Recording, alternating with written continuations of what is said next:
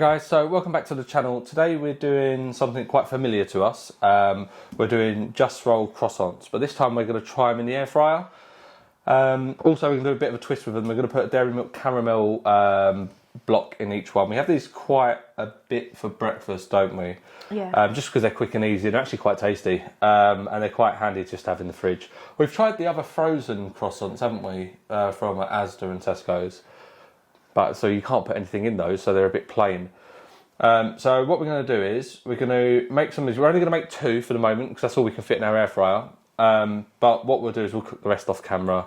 I'm sure we'll enjoy those in a bit, won't we? Yeah, definitely. Okay, so it's technically 3 ingredients. So you've got a pot of Jus Rol Croissants available from Asda or Tesco's or wherever, and a bar of dairy milk caramel. We was going to use a cream egg, wasn't we? Because that's what we saw on. We saw it before Easter, didn't we? And it was a cream egg croissant, and we were like, "Oh, that's a well good idea." And then Easter kind of came and went. Cream eggs disappeared, because it's not Easter anymore. I saw a cream egg in the shop this morning. Did you actually? Yeah, but it had loads of. It was like leaking all out the side and stuff. That's why. So I decided against it, really. So today we're just going to go with dairy milk caramel. You could use any kind of chocolate. You could even put a spoon of Nutella in, I presume, or yeah. I was going to say just plain dairy milk if you don't like caramel or crunchy or whatever. Just we thought we'd be a bit different. If you've never had these before, they're absolutely amazing. Bloody hell, that popped a lot more than the other one did the other day. So that's pretty much it. Let's get rid of that. Put that there. And then this is really soft. That other one was really. It has been out for. Oh, it's not straight out the fridge, is it? I mean, it's not been sat on the side for days, but it has been probably for 10-15 minutes. Yeah, that's probably exactly what it is, to be honest. Okay, so move the caramel out of the way. Wow, I've never done this before like this. Okay, right, so I'm just going to cut it. I say we're only going to do 2 on camera at the moment, just because we haven't really got time to do all of them. Yeah, I'll let you get the good one and I'll get the crap one. Oh, thank you. Gentlemen, see? I'm just going to put that there. Yeah, it's fine. Okay, I'm just going to repair that a little bit. Okay, right, so now we're there. Here's your block of caramel. One would be enough, wouldn't it, I think? Oh, let's do a couple, I would say. We could do a couple. Looking at the size of this. If we space it out a bit, so maybe leave like a thumb width at the end. Yeah, I'm sorry. It's alright, I'm just trying to even it out, maybe. Maybe 3?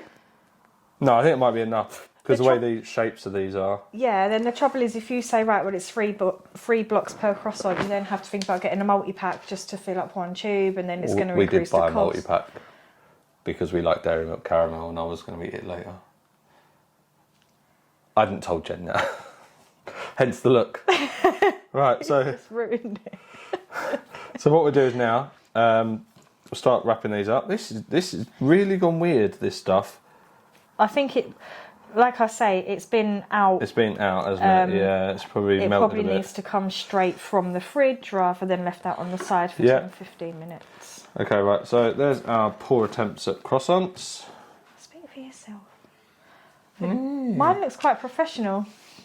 Right, okay, so there's Jen's one, and there's my masterpiece. Please comment down below who wins. Left-handed one. Right. Cack-handed and normal. Mine did split in the middle though. Yeah, so. Yeah, that's right. So what we're going to do is now we're going to have a bit of a clean up, and then we'll show you us putting them in the air fryer, and then I think we said 160 for 8 minutes. Yeah, because the instructions on your croissant packaging says 180 for 10, but obviously because you bring the temperature down a little bit in the air fryer, you probably need to adjust the time that you put it in for as well. Yeah. But so what we're going to do is we're going to put them. We've got like a little silicone basket thing. Just makes it easier to get in and out the air fryer, and then we're going to egg wash it, whap it in. Our air fryer has already been preheated to 160.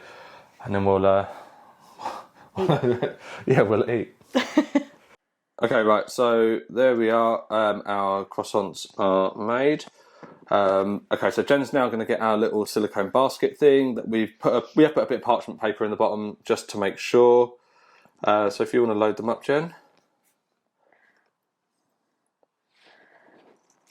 I wouldn't go too close because they will expand. You mean to each other or to the side? Yeah, to each other. Oh, to each other, yeah. Okay, now we're going to egg wash them. I'm just going to move that to the Yeah. You don't have to egg wash, but when you do, it does put a nice little glaze on top. So that's just a simple egg whisked up.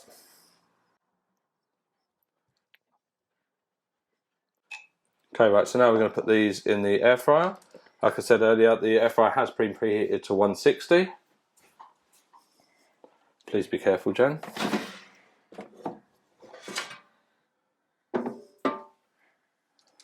These little baskets are amazing. I think we got from Amazon for like £6 or £7 for 2 of them. It'll make it so much easier with regards to cleaning and getting stuff in and out. Okay, right, so if you want to whack that on. So 160, do we say 8 minutes? Yeah.